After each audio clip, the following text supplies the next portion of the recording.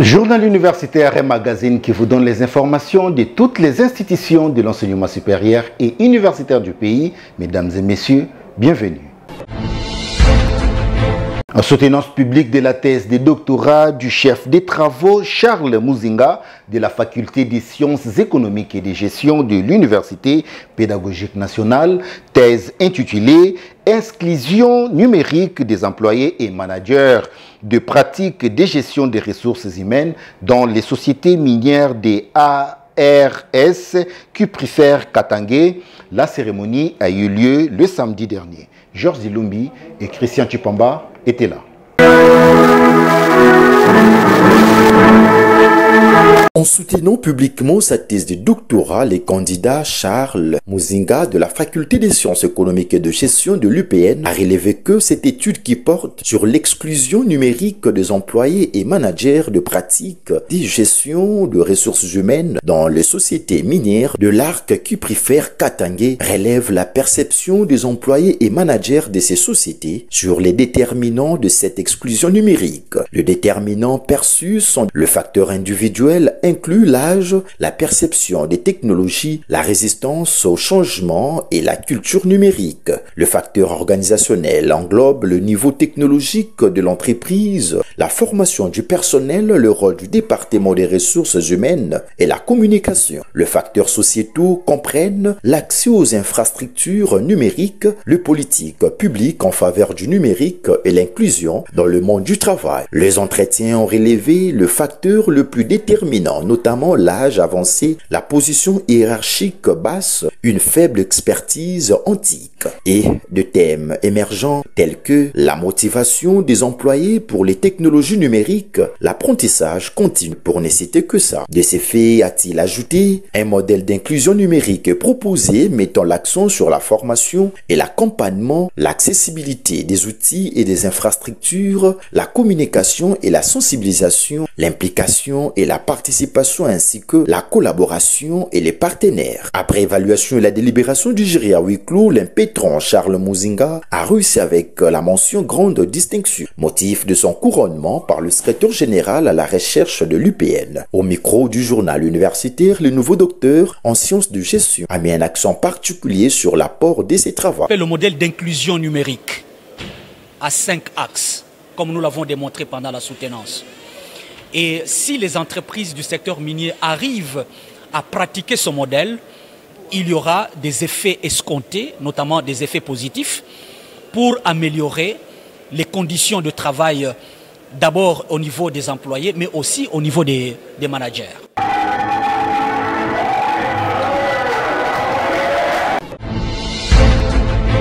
Implantation d'une micro-centre hydroélectrique à Kizomo, application du management participatif axé sur le modèle NBH. C'est l'intitulé de la thèse de doctorat défendue par le chef des travaux Toumba Boulela Hubert à l'université du CEPROMAD. Suivez ce reportage de Christian Mukonkole.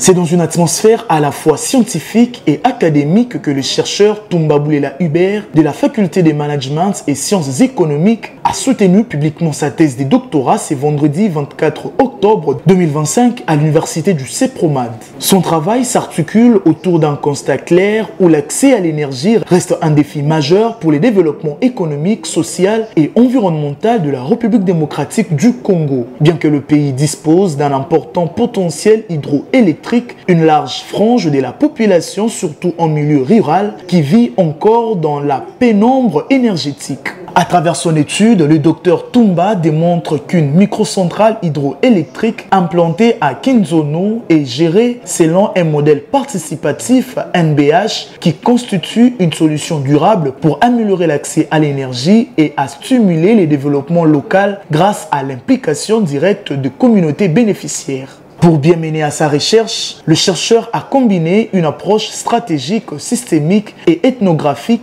s'appuyant sur des enquêtes de terrain, l'observation directe et l'analyse documentaire. Plusieurs tableaux et graphiques ont illustré la rigueur scientifique de son travail. C'est le modèle que nous appelons modèle NBH. Comme il s'agit des implications, vous allez constater ensemble avec moi, Monsieur le Président, chers membres du jury, Nous avons les différents acteurs. Nous avons les ressources sectorielles représentées par ces différents ministères. Ministère du développement rural, ministère des petites et moyennes entreprises, ministère des finances, ministère de l'économie et enfin ministère de l'industrie. Après une séance des questions-réponses et une délibération à huis clos, le président du jury a proclamé le verdict final. Monsieur Toumba Hubert a réussi avec la mention grande distinction. Cette cérémonie s'est achevée dans une ambiance solennelle et académique, saluant ainsi le courage, la persévérance et la rigueur scientifique du nouveau docteur. Fier de compter parmi ces docteurs. Poursuivons ces journaux par l'ouverture solennelle de l'année académique 2025-2026 à l'Université des sciences et technologiques le week-end dernier. C'est le professeur Pierre Kafunda, recteur de l'ICITEC, qui a donné les go des activités académiques conformément aux instructions de la ministre de l'Enseignement supérieur, universitaire, recherche scientifique et innovation. Nisha Kalunga et Blaise Boucha pour le compte du journal universitaire. Cette cérémonie solennelle de l'ouverture de l'année académique 2025-2026 à l'Université des sciences et technologies que chapeaute le professeur Pierre Kafunda a connu une grande réussite. Après le mot de bienvenue de Junior Loubaki, chargé de communication de l'UCITEC, puis l'exhortation du pasteur Emmanuel Kaboulo et l'allocution de Salem Kilima, représentant des étudiants de cet établissement universitaire, le recteur de cet alma mater a dans son adresse souhaité la bienvenue aux étudiants tout en leur donnant quelques orientations pour assurer la bonne marche de leur cursus académique. Notre université organise 4 filières. Nous avons la faculté des sciences informatiques. Et au sein de cette faculté, nous avons 2 grandes filières. Nous avons les génie logiciels et systèmes intelligents. Et puis nous avons réseau et télécommunications. Et là, il y a aussi le module de cybersécurité ou cybersécurité cognitive. Nous avons la faculté des sciences économiques, la faculté des sciences de l'éducation et la faculté des sciences de l'ingénieur. Et là, nous avons comme faculté génie électrique, architecture et bâtiment et puis mine. Voilà comment notre université est structurée. Pour cette année académique, nous voulons accentuer et insister sur le bilinguisme parce que nos étudiants, nous avons 2 langues que nous exploitons, le français et l'anglais. Et l'anglais, nous sommes en partenariat avec Cali. Et ce sont des enseignants de Cali qui viennent enseigner nos étudiants. Et nous voulons vraiment insister sur ça. Et j'ai même dit lors de la cérémonie de l'ouverture, nous allons implémenter un système qui va permettre aux étudiants de s'exprimer correctement en anglais. Il s'y est dénoté que pour cette année académique, l'UCITEC va implanter un système permettant à ses étudiants de mieux échanger et présenter leurs projets en anglais, car la qualité de la formation donnée au sein de l'UCITEC permet aux futurs cadres de la République démocratique du Congo de devenir des créateurs d'emplois et non des commandeurs. Alors premièrement déjà, mon choix par rapport à cette faculté et les nombres d'élèves qu'il y a dans un auditoire. Nous voyons qu'en RDC, dans un auditoire, il peut y avoir 1000, 2000 étudiants. Mais ici, je me rends compte qu'il peut y avoir 60 étudiants. Cela permet même la manière d'assimiler très bien la matière. Donc c'est un peu le premier choix, mais j'avoue que c'est aussi la distance, c'est à 5 minutes de chez moi. Donc ça me permet aussi d'être un peu libre par rapport au transport. Cette cérémonie de grande importance s'est clôturée dans une ambiance de convivialité.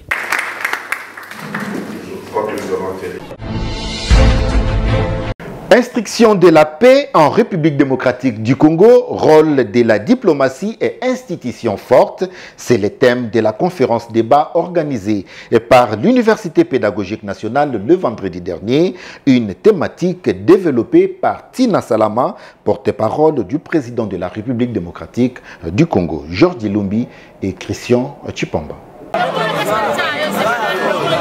la construction de la paix en République démocratique du Congo, le rôle de la diplomatie et des institutions fortes, c'est les thèmes au centre de cette conférence, débat organisé par l'Université pédagogique nationale. D'entrée de jeu, le président des étudiants de l'UPN, Christian Kabouya, a prononcé son mot des circonstances avant l'intervention de la rectrice de cet établissement, professeur ordinaire Yvonne Ibebeke, qui a accueilli chaleureusement sa hôte de la journée en la personne de Tina Salama, porte-parole du président de la République Félix Tshisekedi, en souhaitant également bienvenue à tous les participants.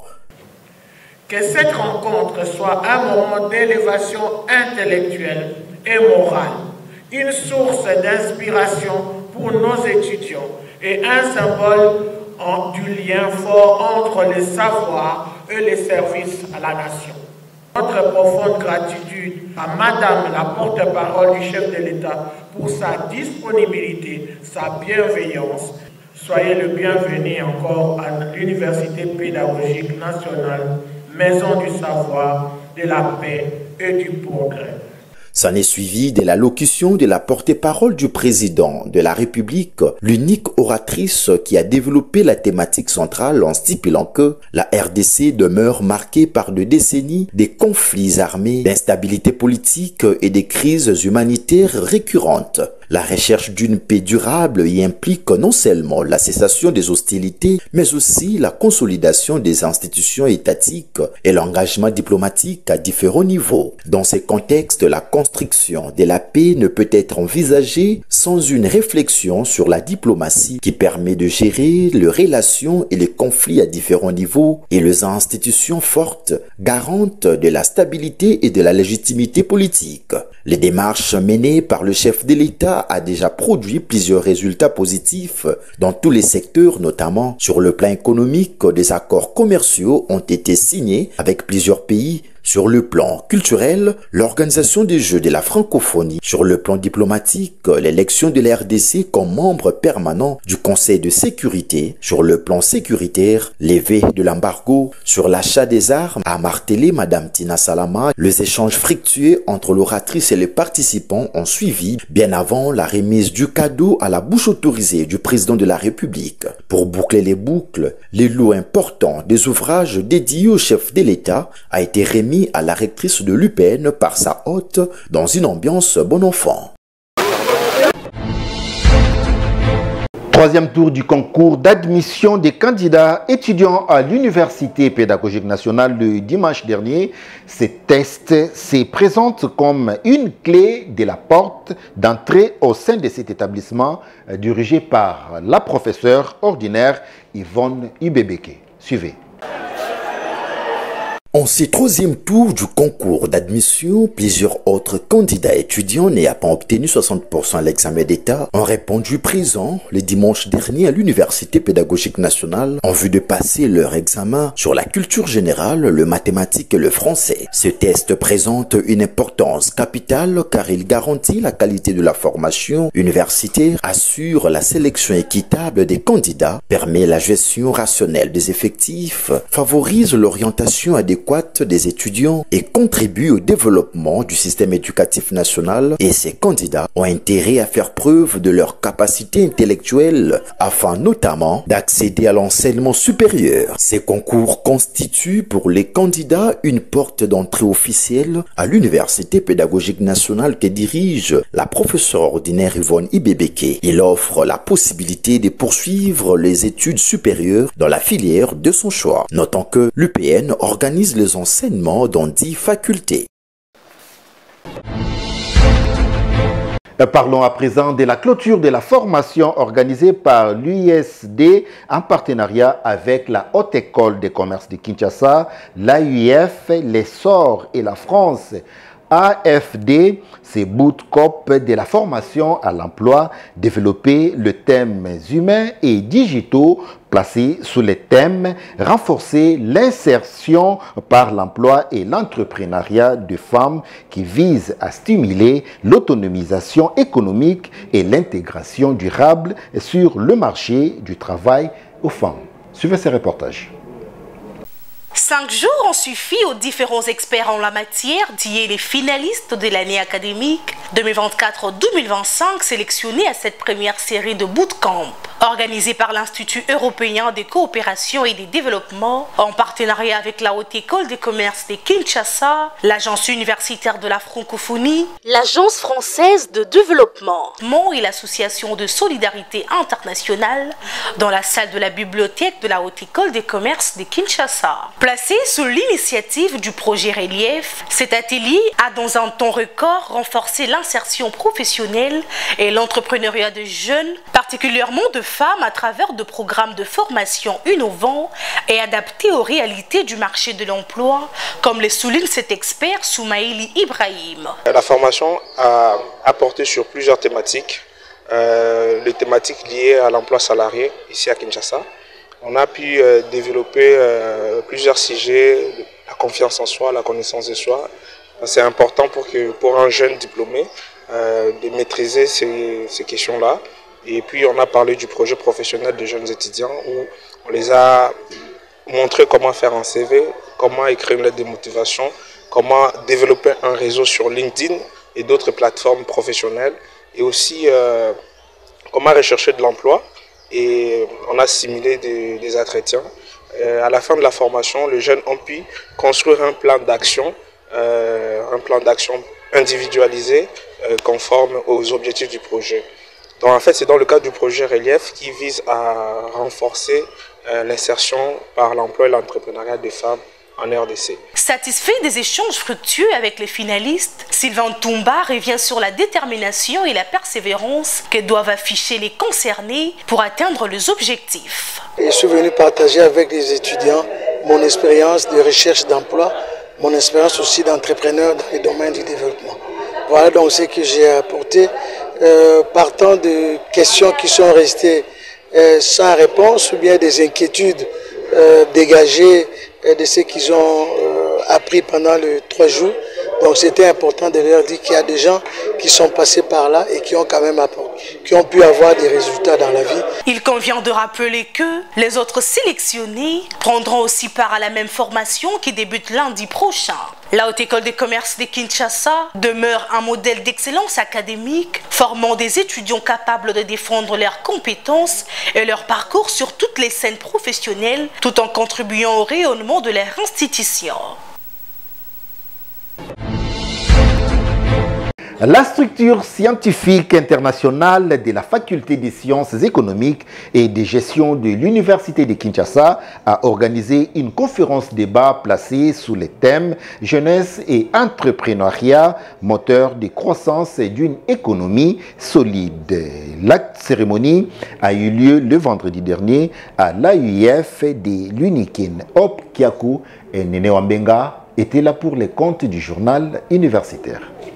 C'est dans une ambiance à la fois festive et studieuse que s'est tenue le vendredi dernier la conférence débat du cercle des économistes, régionalistes et internationalistes, série en sigle de la Faculté des sciences économiques et de gestion de l'Université de Kinshasa organisée dans la salle de l'AIF. Placé sous les thèmes jeunesse et entrepreneuriat, moteur de croissance d'une économie solide, cette rencontre a mis en lumière le rôle clé des jeunes dans le développement économique du pays. Le président sortant du CERI, Jonathan Tumanga, a rappelé que les cercles visent à renforcer les compétences des étudiants et à leur ouvrir des opportunités professionnelles. Madame Sylvie, représentante de la directrice adjointe du FOGEC, a présenté ces fonds de garantie mis en place par le président de la République démocratique du Congo pour soutenir les entrepreneurs congolais tout en exhortant la jeunesse à croire à ses rêves et à se former davantage. La rencontre s'est achevée par la passation de pouvoir entre le président sortant et le nouveau président, Prodige Mbambi, dans une ambiance chaleureuse, marquant ainsi une nouvelle étape dans la vie du CERI. Parlons de la demi-finale du concours d'art oratoire interuniversitaire organisé par la structure Éloquence 360 le week-end dernier. Un challenge qui a connu la participation de plusieurs étudiants des institutions universitaires de la place. Les détails avec Valongolo. Aujourd'hui, Sur les 30 candidats en liste pour cette première édition du concours interuniversitaire d'éloquence 360, seuls 11 finalistes ont été retenus par le jury à l'issue de la demi-finale. Une sélection exigeante et disputée déterminant le niveau élevé des orateurs. Mesdames et messieurs, je suis ici pour défaire point par point et avec une précision chirurgicale ce mythe autour du tout qui viendrait comme légitimer notre droit à exister, tant vanté par les anciens et mon contradicteur qui m'a fait attendre 3 minutes pour nous raconter des balivernes. La présidente du jury a d'ailleurs souligné la difficulté du choix, évoquant la qualité remarquable des prestations présentées. Évidemment, le niveau est très élevé. J'ai du mal à donner les cotes, j'ai du mal tellement c'est très fascinant. On sent que les étudiants ont été vraiment bien préparés dès le départ. Ils ont une conscience, ils savent ce qu'ils disent, ils savent exprimer et mettre les mots sur chaque douleur ou chaque victoire qu'ils veulent remporter. Les thèses, tout comme les antithèses, sont magnifiques. Je suis fière. De son côté, la coordonnatrice du programme Éloquence 360 a annoncé le prochain rendez-vous qui marquera la grande finale de cette compétition d'art oratoire. Vous le savez très bien, j'étais avec vous. Il y a eu le lancement, il y a eu la sélection, il y a eu plusieurs étapes. Nous avons eu des phases d'incubation et aujourd'hui c'est la demi-finale. Nous sommes émerveillés de voir les niveaux de nos candidats et le résultat qu'ils sont en train de présenter jusque-là. Après cette demi-finale, il y a la finale qui est prévue le samedi 1er novembre au Centre culturel. Nous avons prévu des bourses d'études et tant d'autres prix pour le candidat. Quelques candidats n'ont pas manqué de partager leurs impressions et émotions, se disant fiers du parcours accompli et déterminés à aller encore plus loin dans cette aventure. Rappelons que Éloquence 360 est une initiative de Rodi Zola, conçue comme une tribune d'expression et de valorisation de la jeunesse. Une plateforme où chaque idée mérite d'être entendue et chaque voix peut inspirer. La directrice du cabinet de la première dame de la République a pris part à ces assises et a encouragé le jeune. Journée de sensibilisation sur le cancer gynécologique dans votre vécu quotidien. Les femmes biologistes médicales et techniques des laboratoires dirigées par Madame Claire Babeki qui l'a organisé le week-end dernier dans la salle de conférence du centre hospitalier La Borne. Témoin de l'événement, Hop Kiako. Suivez.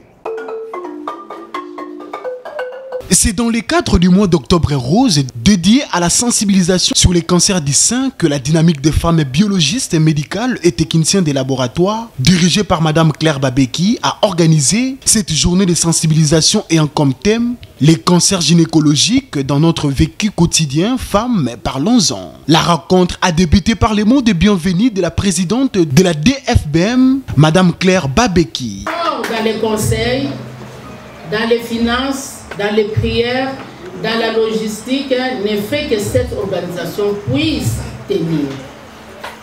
Une mention spéciale à vous qui nous chuchotez les idées à l'oreille, vous qui nous regardez de notre œil et vous appliquez à fond sans bruit ni ombre de votre présence. Suivi du mot des circonstances du président du CNBM, Dr Blandé Bokabela, et celui des membres de la direction des laboratoires. Ces allocutions ont ouvert la voie aux différentes interventions scientifiques. La première, animée par la biologiste médicale, Madame Pambou Foula Sophie, portait sur les cancers gynécologiques et leurs implications sur la santé des femmes. Ensuite, Madame Cornélie Fongo a abordé les cancers du sein et du col de l'utérus, détaillant leur définition, leur épidémiologie ainsi que les principaux facteurs de risque. Elle a rappelé que les cancers du col de l'utérus demeurent le 4e cancer le plus fréquent chez la femme africaine, en grande partie à cause du manque de dépistage et de la prévalence de l'infection HPV. Ces exposés très enrichissants ont suscité un échange interactif entre les participants et les intervenantes. Les partenaires et quelques invités ont ensuite pris la parole pour cette initiative citoyenne et scientifique. Très satisfaite du bon déroulement de l'activité, le président Blandé Bokabela a exprimé sa reconnaissance envers l'équipe organisatrice et encouragé la poursuite de telles actions de sensibilisation. Je réponds toujours aux invitations partout on parle du cancer. Ce n'est pas seulement partout on parle du cancer, mais partout on parle de la biologie médicale. La biologie médicale, c'est ce que les gens appellent communément laboratoire. Le CNBEM est apolitique. Nous sommes membres de la société civile. Mais nous avons besoin de la politique pour arriver à atteindre certains objectifs. Et l'objectif que nous voulons atteindre maintenant, c'est l'obtention de notre ordre, dont les dossiers ou la proposition de loi est portée par l'honorable Christelle Vouanga. La journée s'est clôturée dans une ambiance conviviale avec une photo des familles. Sensibilisation des élèves de l'école Saint-Augustin à Limité 18e rue le samedi dernier par le club des gynécologie obstétrique qui coordonne les docteurs Ali Massala. Objectif, lutter contre le cancer des seins qui occasionne la mort chez les jeunes filles, les femmes et les hommes. Nisha Kalunga et Jérès Lando pour plus d'explications.